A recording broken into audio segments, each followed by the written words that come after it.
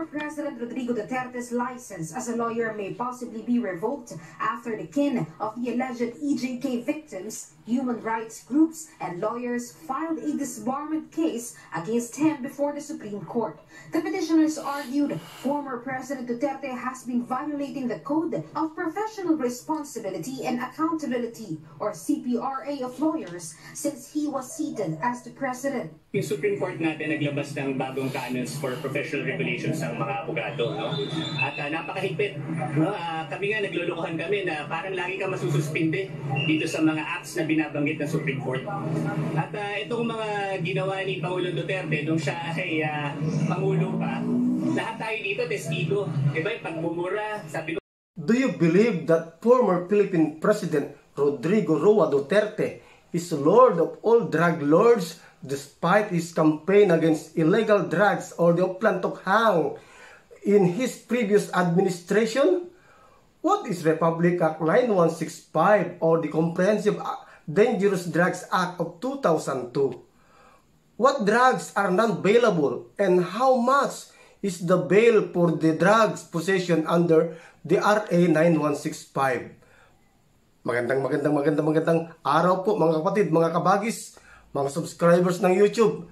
I am YouTube vlogger Charlie Pinto and welcome to my vlog and to our episode, Alamin ang Karapatan Mo, Issues and Commentaries.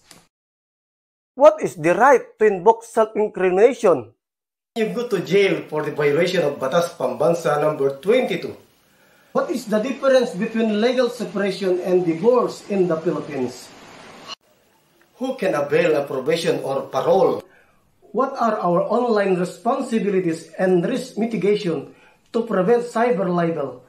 And Kamin, the return of military bases in the Philippines. Channel, subscribe, like, and comment. Charlie Pinto from Bigan City, Ilocos Sur. Salamat po, Yamanak. What is RA 9165 or the Comprehensive Dangerous Drugs Act of 2002? This law designed to combat illegal drug use, distribution, manufacturing. It replaced the Republic Act 6425 or Dangerous Drugs Act of 1972. What are the elements of possession of illegal drugs? Under this law, Section 11, Article 2 of this RA 9165, the elements of illegal drugs are possession by the accused of item or object identified to be prohibited drug. Another, the possession is not authorized by law. And last, pre-conscious possession of the drug by the accused. Let us watch the Quadcom hearing in the Congress regarding this expose of Congressman Romeo Acop. Then former President Rodrigo Roa Duterte.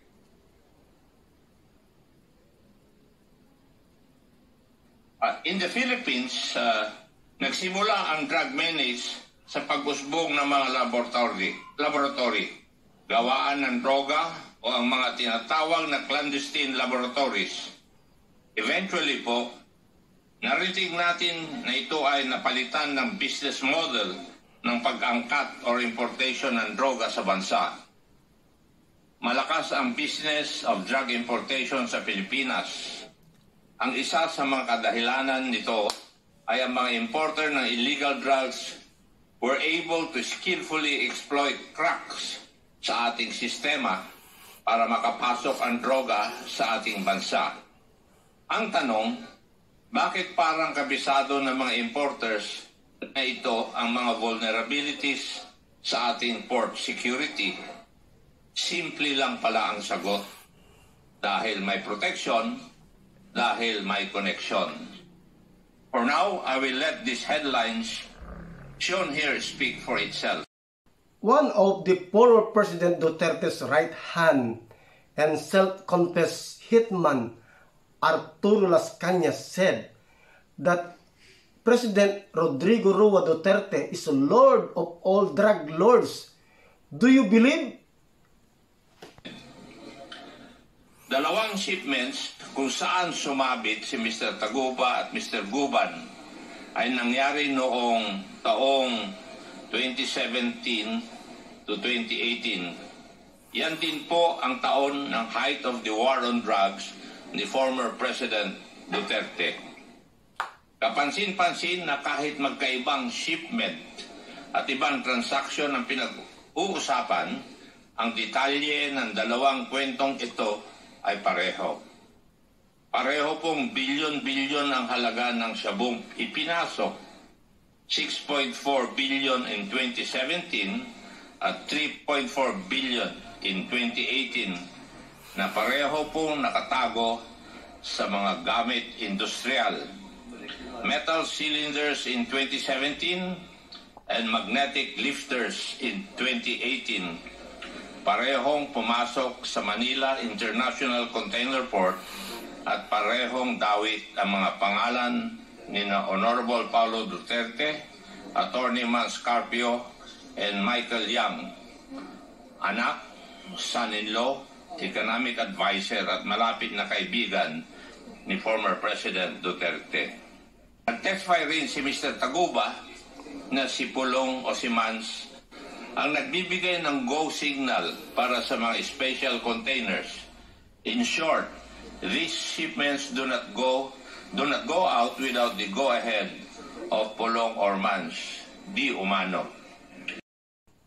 Para sa akin, may punto si Congressman Romeo Acop sa kanyang expose dahil yan ay mula sa mga tatlong mga legitimate and credible witnesses na nagdidiin sa pamilya Duterte, lalo na kay dating Presidente Rodrigo Duterte at kay Congressman Pulong Duterte and Mans Carpio. What drugs are non-bailable cases? For instance, possession of 10 grams or more of opium, morphine, heroin, cocaine, marijuana resin, ecstasy, shabu. The offense are not bailable if the evidence of guilt is strong. How many grams of shabu are bailable? If less than 5 grams according to this law, the RA 9165, plea bargaining is allowed. However, 5 grams or more but less than 10 grams, the defendant or the accused may plead guilty to a lesser offense. Under this law, Section 5, non-bailable offenses pertains to the sale, trading, administration, transportation, dispensation, delivery, distribution of dangerous drugs, prescribes severe penalties of life imprisonment or reclusion perpetua and a fine ranging from 500,000 pesos to 10 million pesos. How much is the bail for drug possession also? It can range from 200,000 pesos to 500,000 pesos, but can be higher or lower depending on the specifics of the case. How many years of imprisonment is under the Republic Act 9165?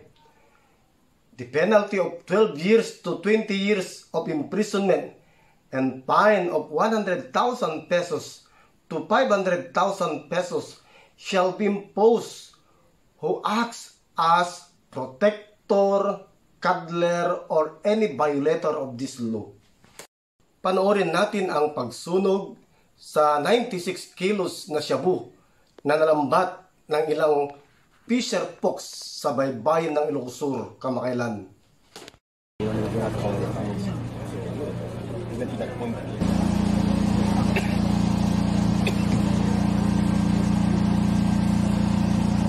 Formally begin, may I request everyone to please all rise. Sana yung mga mag-request ko? Request ko na yung mga DO para magbuhat na. we request our drug and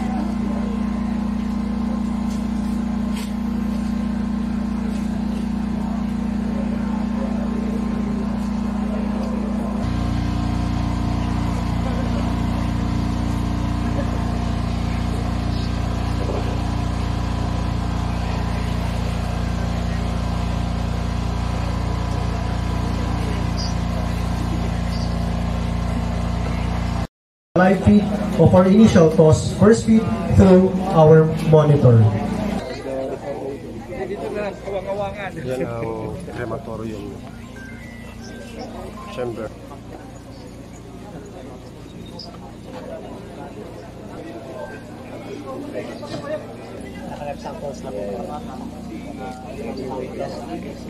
Moment, may request everyone to please take your seat as we wait the loading of the remaining dangerous drugs to the chamber. All the items for destruction will be carried into the chamber by authorized PDEA personnel accompanied by authorized facility for and operational procedure OP-LSV DED-03 with title Destruction of Dangerous Drugs. For us to be guided in the proper procedure in the destruction of the drugs, I will be guiding you today with the processes that will be undertaken. The dangerous drugs to be destroyed today are those that were recovered and were turned over by our courts. For the dangerous drugs turned over by our courts, all of which are covered by court orders for destruction issued by various regional trial courts in Region 1.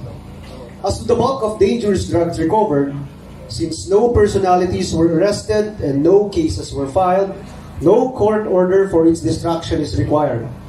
The guidelines provide that in cases of seizure where no person is apprehended and no criminal case is filed, the PDEA, through the Director General, may order the immediate destruction or burning or disposal of seized dangerous drugs.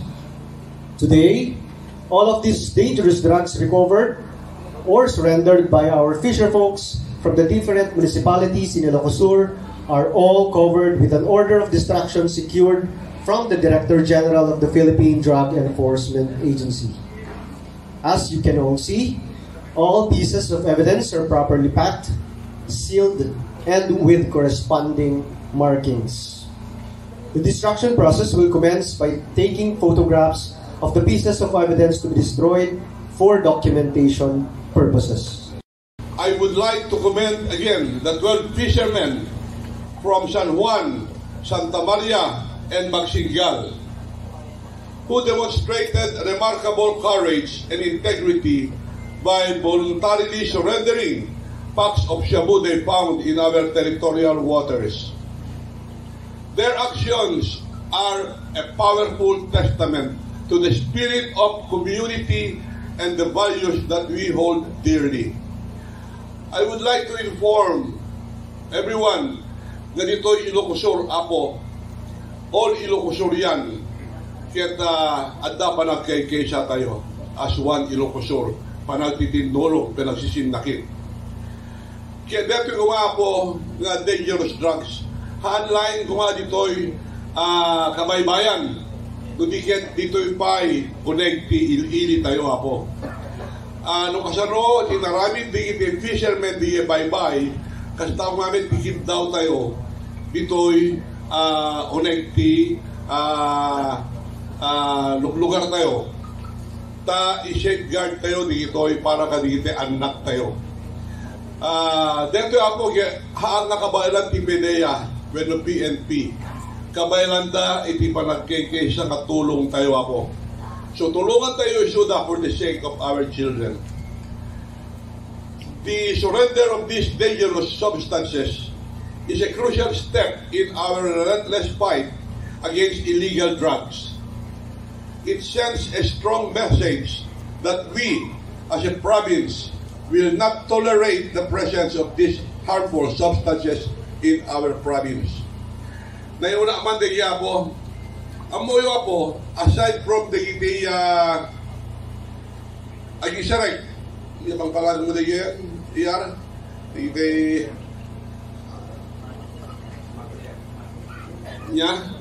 the pusher, aside from the pusher, nakalaban tayo, di kalaban tayo, anak tayo nga victims of drugs. Tadi the victims of drugs ako, dadadayon iote dan.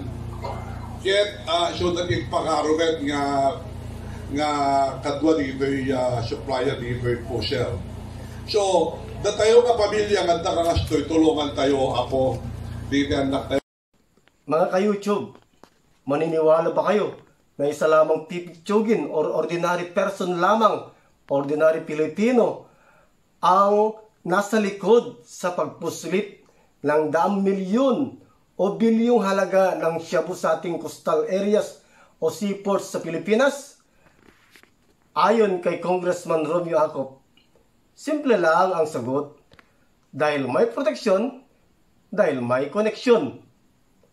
Yan lamang po ang may paglilingkod ko sa inyo mga kapatid, mga ka-YouTube. At ayon sa aking bubuhit, walang nang api kung walang magpapaapi. Bawal ang nga. Salamat po. Diyos tagina. Bye-bye!